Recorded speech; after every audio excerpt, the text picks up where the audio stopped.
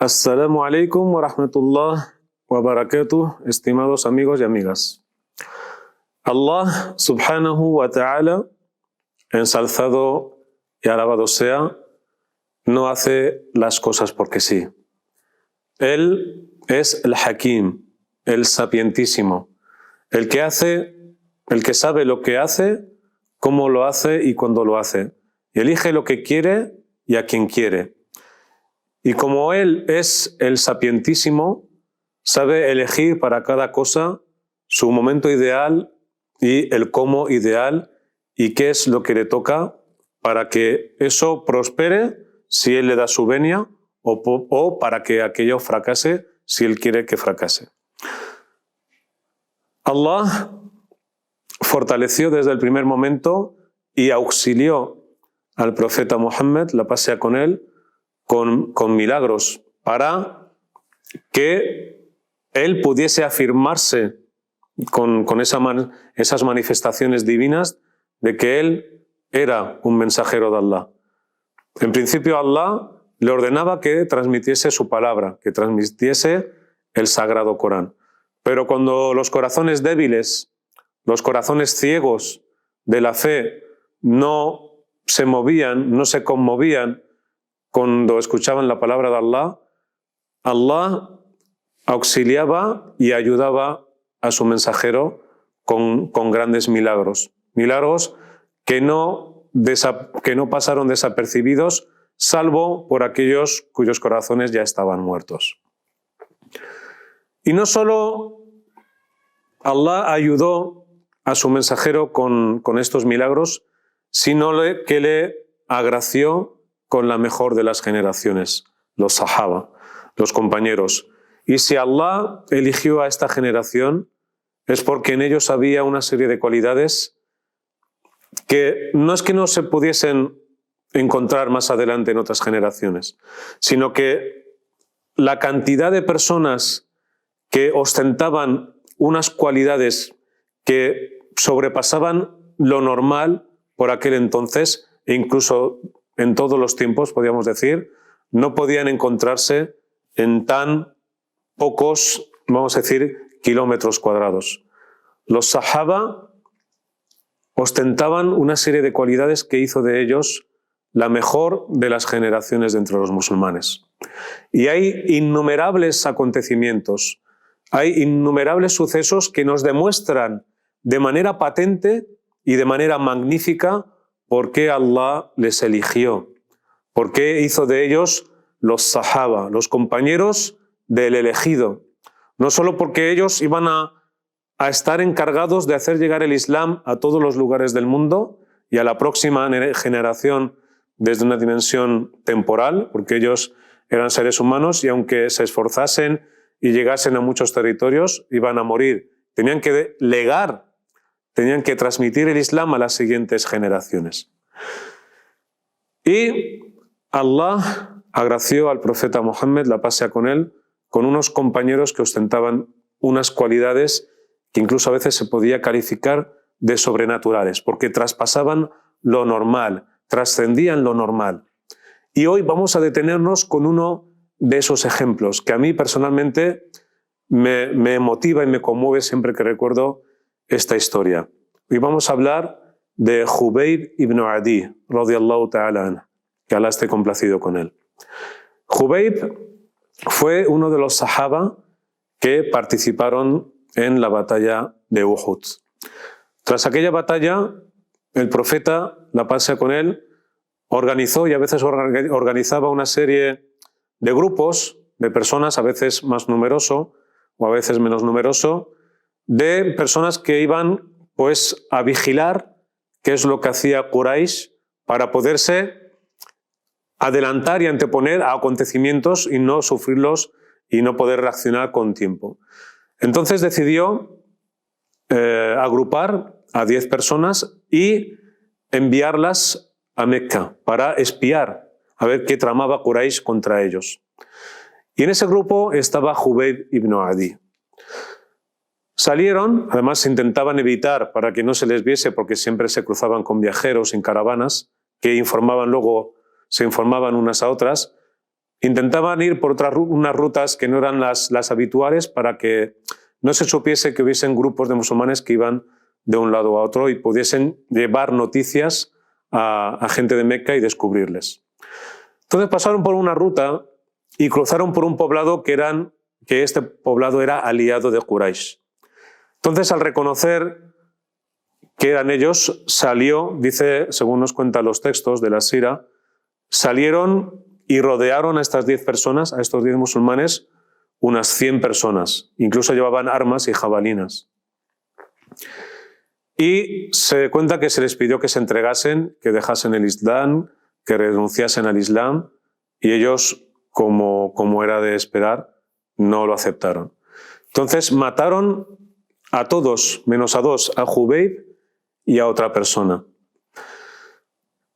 Tomaron estas 100 personas, les tomaron a Jubayb y al otro sahabi, al otro compañero, se los llevaron a Meca para venderles como esclavos. ¿Qué ocurrió? Que cuando llegaron a Meca y vendieron a Jubayb y al otro compañero como esclavos, unas personas que eran de Meca reconocieron a Jubayb. ¿Por qué? Porque Jubayb había dado muerte a una persona que era padre de unos familiares, de unas personas allegadas a esta persona que vivían en Meca. Entonces reconocieron a Jubayb de la batalla de Badr y dijeron, ahí está esta persona que mató a nuestro padre. ¿Y qué pasó? Que vinieron gente de esta tribu, de esta familia, y compraron a Jubayb. ¿Pero qué ocurrió? No compraron a Jubayb para que fuese un sirviente o fuese un esclavo. Compraron a Jubayb porque querían llevárselo y matarlo. Y así es lo que hicieron. Cogieron a Jubayb y se lo llevaron. Y además se lo llevaban a la tribu donde vivían, que estaba apartada, estaba fuera de Meca. Y Jubayb sabía lo que querían hacer con él. Jubayb sabía lo que querían hacer con él. Sabían que iban a matarle, pero estaba convencido de que antes de ello le iban a hacer sufrir. Amargamente. ¿Y qué pasó? Que según podemos desprender de los textos que nos cuentan, pues tenían allí un madero o varios maderos y cuando llegaron, Jubayb sabía que le iban a colgar en uno de esos maderos y le iban a torturar o a hacer cualquier cosa. Entonces, ¿qué pasó? Que llegaron allí, ya había gente que estaba saliendo, se empezó a aglomerar allí la gente en torno a Jubayb. ¿Y Jubayb qué les dijo? Fijaos la entereza de Jubayb. Dijo, dejadme que voy a hacer 2 rakat, quiero hacer el salah, quiero rezar. Le dejaron, casi como se dice la última voluntad de Jubayb, hizo 2 rakats. Y yo siempre aquí, personalmente, me pregunto, ¿no? ¿Qué sentimiento tendría Jubayb en ese momento que está haciendo su último salah y sabe que le van a matar? Sabe que no le queda otra. ¿Qué sentimiento profundo, espiritual, tendría Jubayb en su interior, rodeado de aquellas gentes bárbaras que querían únicamente torturarle y hacerle sufrir?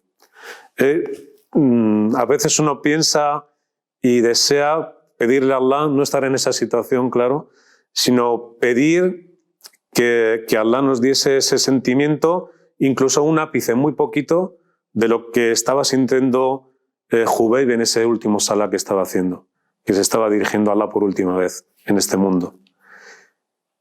Y cuando acabó, Jubayb tenía una entereza y una firmeza increíbles, porque les dijo, no penséis que ahora yo tengo miedo y que yo podía haber alargado el salah para retrasar mi muerte, pero no os tengo miedo, sé lo que me vais a hacer.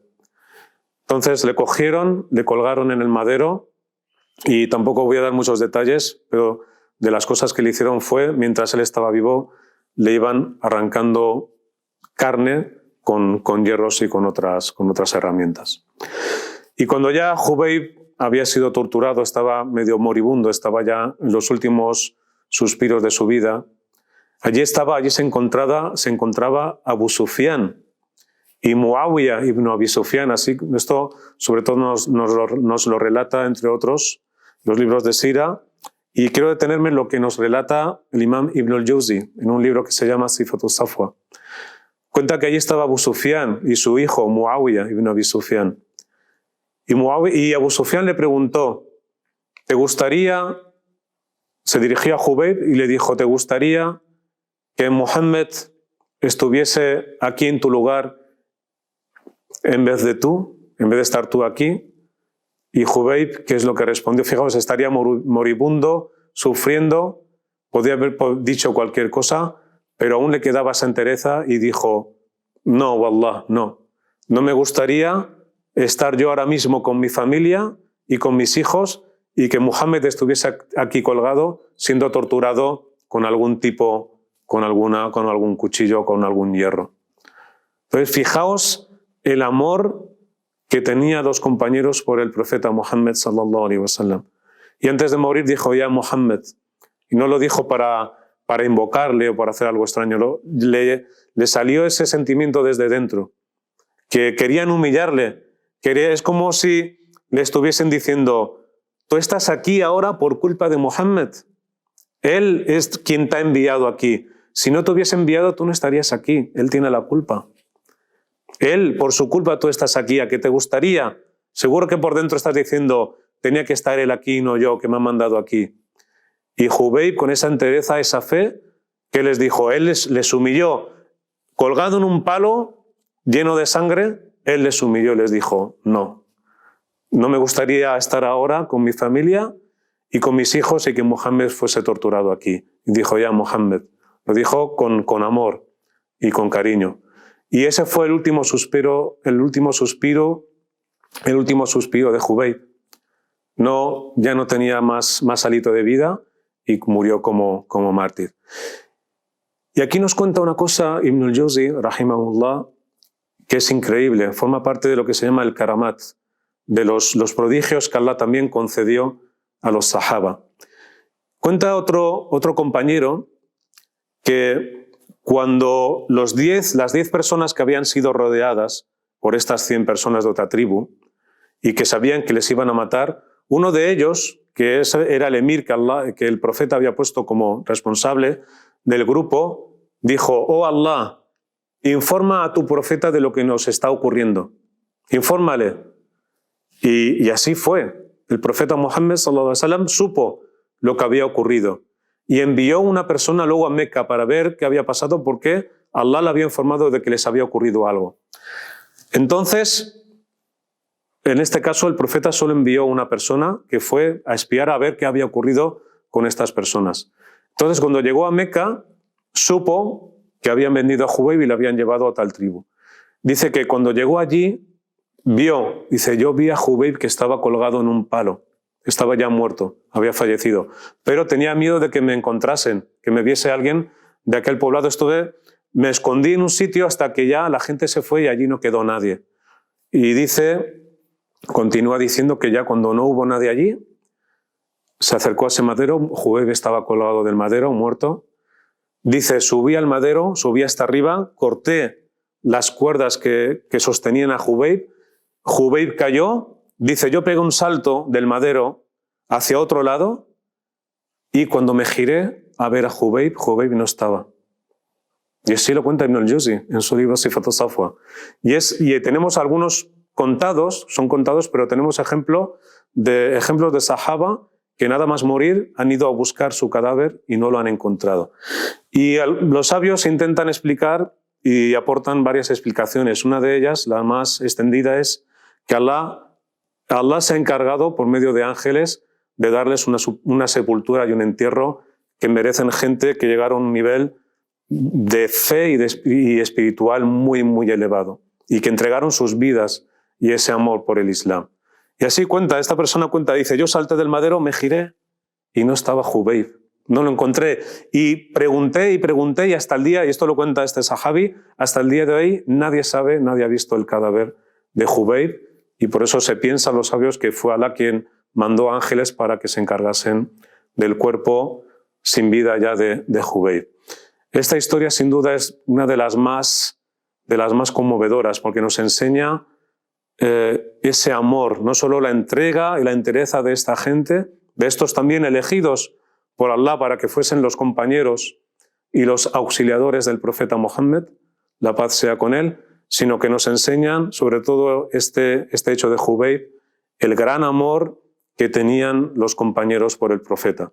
Eran capaces de dar su vida, y cuando incluso ya no la tenían, cuando querían humillarle, como sí pasó con Jubayb, él dijo, no quiero para nada, no deseo que mi Habib, que mi amado profeta Mohammed esté aquí. Si me dijesen que me cambiasen ahora, yo vuelvo con mi familia, con mis hijos, no lo haría. No quiero ni que le tocasen absolutamente con nada y que él sufriese lo más mínimo. Y ese es el ejemplo que tenemos que aprender de ellos, tener ese amor que se nos pide por el profeta Mohammed, la paz sea con él, porque él fue quien dio toda su vida y, como se dice en árabe, وَجَهَدَ حَقَّ جِهَادِ حَتَّى أَتَهُ الْيَقِينُ. Él se entregó en cuerpo y alma toda su vida, todo lo poco que podía tener para hacer llegar el Islam a todos nosotros.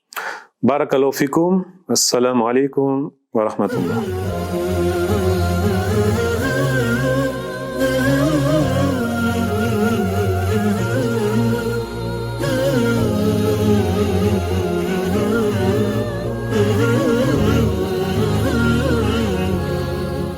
Oh